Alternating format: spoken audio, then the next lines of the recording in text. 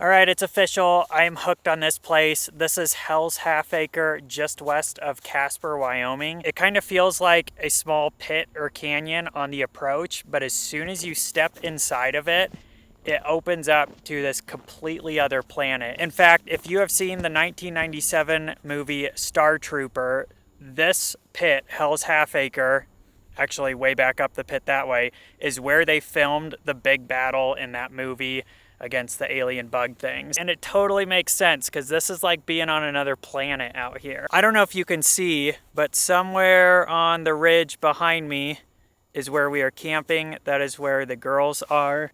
If you route to Hell's Half Acre, it'll take you to a parking lot way up the canyon behind me that way. There somewhere where we are camping is BLM land, Bureau of Land Management, and my dad actually called them up recently, checked on these access roads, whether or not we're allowed to use them and whether we can camp up there, and they said absolutely. So here we are. In fact, my parents are the ones that brought us here last night. They were in the white Subaru Outback, and we just had an incredible night under the auroras and on this moon-like landscape that is Hell's Half Acre.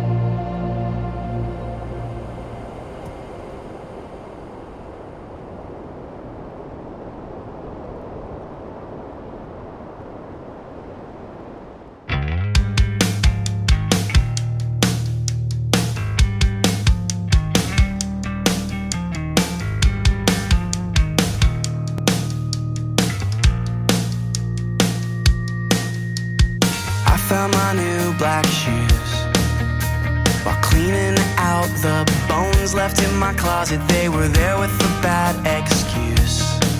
Bon voyage. And I found a backup plan. I'm grateful that I didn't have to use it, but it's made up of real good friends. Bon voyage. Isn't it nice to know that the lining is silver? Isn't it nice to know that we're golden?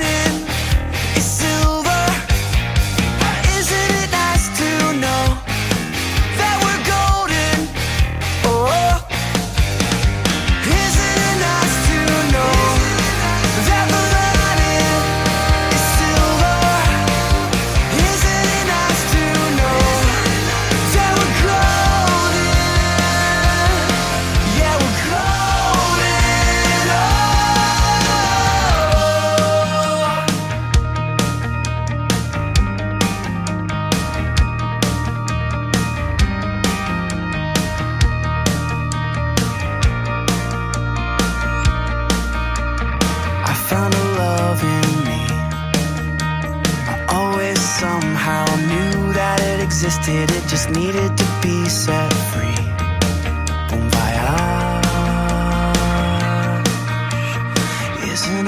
nice to know? Isn't it nice to know? Isn't it nice to know?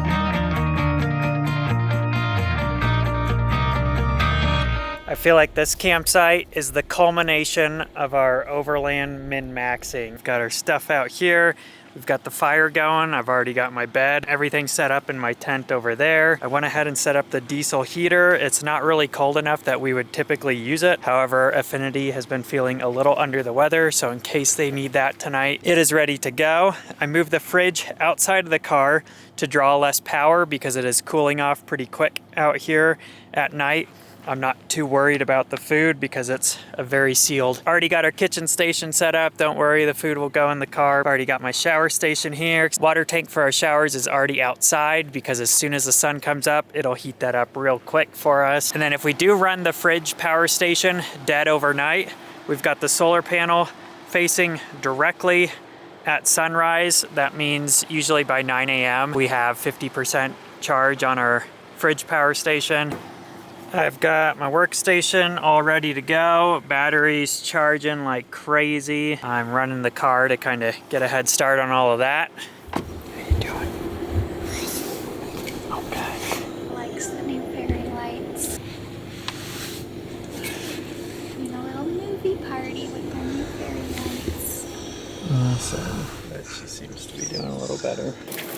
Okay, here's a little update so I can get this video out to you guys. We had an awesome time at the wedding we went to in Nebraska, and then we spent some time working on the rig back in Wyoming with family, and yesterday was our first day back on the road. We drove out to Hell's Half Acre, as you guys saw, and now we are up in Red Wall Canyon or something like that. As what happens when you go on adventures, we were given a little bit of a challenge. Poor Affinity came down with some sort of stomach bug. Make no mistake, if we thought it was best, I would get the nicest room and the nicest hotel here in town. Ultimately, she's pretty comfortable here. Once she is back on her feet and firing on all cylinders, this channel is just going to explode with energy again. Cannot wait to get back out there on the road. So the plan going forward from here is get ramped up to daily videos, which right now, Affinity and making sure she is comfortable and recovering, that's the main priority. But like I said, once she's back, we're back. From here, I think we're gonna make our way back to the Pacific Northwest somewhat quickly. That's the general direction, traverse our way back to the Pacific Northwest, maybe chase some wildfires, almost definitely do Grand Teton National Park again. If you have any recommendations for us, let me know. Speaking of letting us know, I want to include you guys a little bit more on this channel. Totally random, while we were in Cheyenne, Wyoming, our very last day there,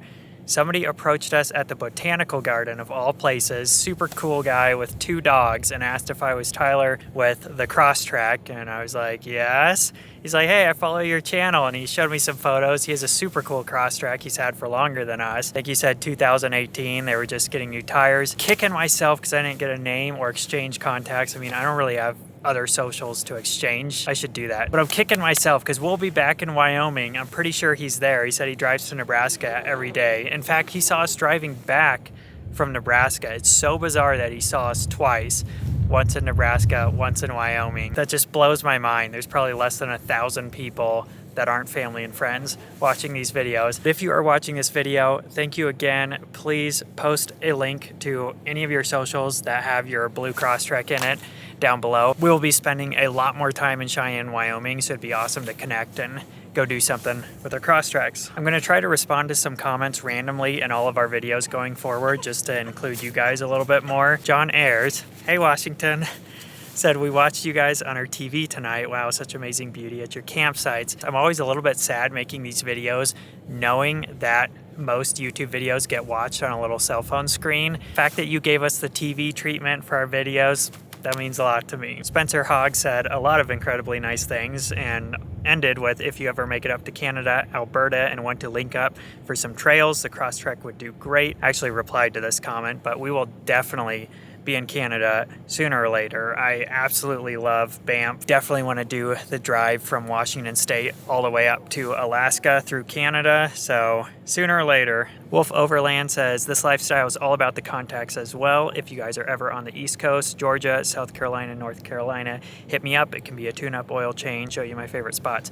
That is awesome. I kind of like stay out of the group scene of a lot of this stuff because there's drama, but people like that are what it's all about, and it pumps me up. Tim Griffith Fitness said, definitely feel that. The daily grind can be so demoralizing, stressful, depressing. Hopefully this channel grows like crazy. I will do my best. That is in regards to the real estate photography that I just left, and I didn't really get into detail. First of all, I think it's kind of poor form for me to bash a career I just got out of, whether I hated it or not. But to be honest, I was actually pretty happy doing real estate photography. That's what delayed this whole YouTube thing, was just that I was content. Doing real estate photography, I could wake up, tell myself I'm gonna have an awesome day, and go out and have an awesome day. Yeah, there are a lot of negatives, especially with a family, being up late at night, having to be glued to my computer as soon as I wake up in the morning until I leave. Like any job, there are negatives like that feels really good to step away from and get a fresh start.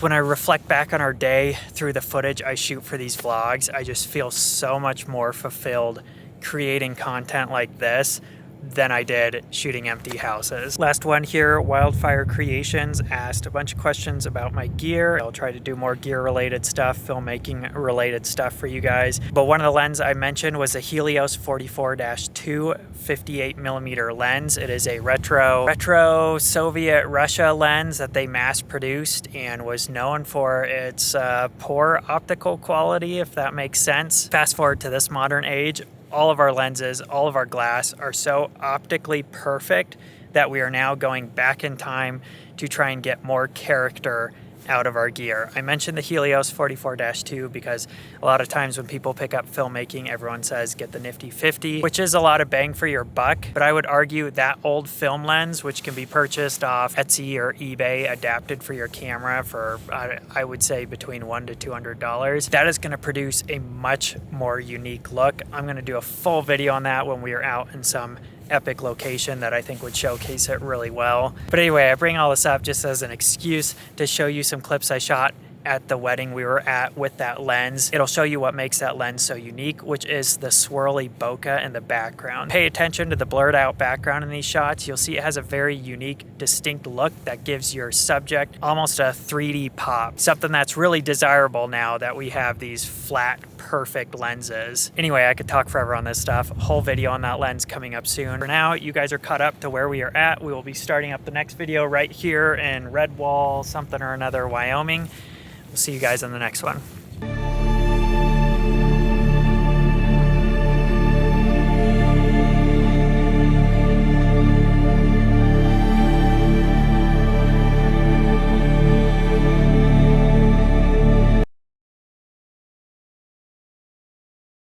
I'm not even sure where the drone is.